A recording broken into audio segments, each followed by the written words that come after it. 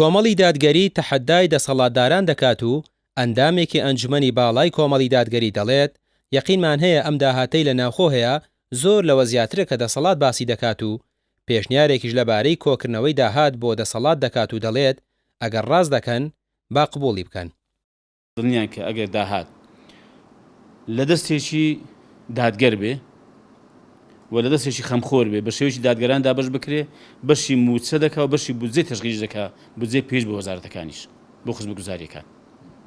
ئێمە ئەم زارێکمان کاکە با پێشنیار بێ فەرمی وەرن کاکە 6 مانگ ئێمە پێشنیار بۆ دەسەڵات دەکەین لایەنی دەسەڵات بە هەردووچیان هەردوو حیزبی دەسەڵاتیش با نوێنەریان هەبێ و نوێنەری حیزبەکانی کەش بێ و خەڵکەشی پسپۆر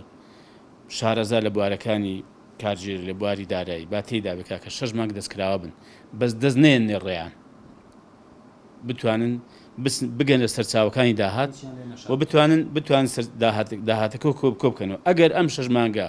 کە کرا بە پێوەر کاکەگە داهات بەشی نەکرد بەشی موچەی نەکرد بەشی بودجەشی نەکرد ئەو کاتی ئێمە خەتابار بە ئێمە دەڵێن کاکە تا ئێستا ئەوەی کە گوتومانە ئێمە نەمان پێکاوە ڕاست دەکەن کە داهات نەبوو یا داهات کەم بۆ بەشی موچەی نەکردووە بەس کاکە ئێستا بەچ بەڵگەیانێ دەڵێ داهات نییە. چەندین ساڵە دەسەڵات بودجەی نەناردۆتە پەرلەمان و داهاتی ڕاستەقینان لە خەڵک و پەرلەمان شاردۆتەوە بە ئارەزووی خۆیان ژمارە دەخەنە ڕوو ئامادەنین ڕاستیەکان ئاشکرا بکەن. هەر بۆیە کۆمەڵی دادگەری پێشنیازەکەی خستۆتە ڕوو داوا دەکات لیژنەیەکی دەکەسی شارەزا پێک بهێنرێت بۆ ئاشکراکردنی داهاتی ڕاستەقینە. نزیکەی ینی ئێستا بەرمیل نەوتێ بۆ زانیاریتان نزیکەی $50 تا $60 داهات بۆ حکومە دێنێتەوە. ئەم پارەکەی کۆ چی بەسەردێ بۆیە بەڕای من بەڕاستی بینی ئەمن خاترم گرتوون کە دەرم کاکە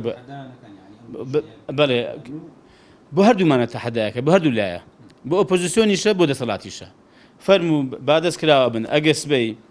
ئەم لیژنەیە گەیشتە قەناعەت ئیعلانی کرد کە داهات بەش ناکەین قسە ناکەین دەڵێن کاکە ئەمانە ڕاستیان دەکرد کە دایان داهات بەش ناکەن ئێمە هەڵە بووین ئەی باشەکە داهات بەشی کرد دەکات چەند ساڵە دەکات بەڕاستی دزی کرا و گەندەڵی کراوە لە داهات و